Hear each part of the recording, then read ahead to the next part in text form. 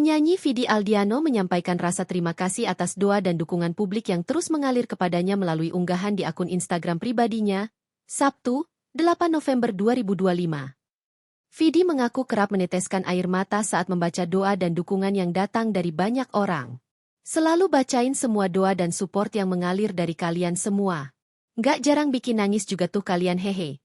Tulis Vidi, Sabtu, 8 November 2025. Saat ini, Vidi diketahui sedang hiatus dari dunia hiburan untuk fokus pada kesehatan, setelah mengumumkan bahwa dirinya tengah berjuang melawan kanker. Bagi pelantun, nuansa bening, itu, segala hal yang ia jalani merupakan bagian dari jalan Tuhan yang selalu membawa kebaikan. Aku selalu percaya jalan Tuhan itu terbaik. Aku terus berdoa untuk selalu dijinjing langkahnya, supaya semua keputusan yang diambil semoga selalu disertai Tuhan, tulis Vidi. Aku memilih untuk berjuang, mencintai diriku sendiri lebih dalam, namun juga mengakui semua berkat yang telah Tuhan limpahkan kepadaku setiap hari, tambah Vidi. Vidi juga menyampaikan pesan penyemangat untuk para penggemarnya yang sedang berjuang melawan kesulitan hidup. Buat teman-teman yang masih berjuang untuk diri sendiri, yok bisa yok.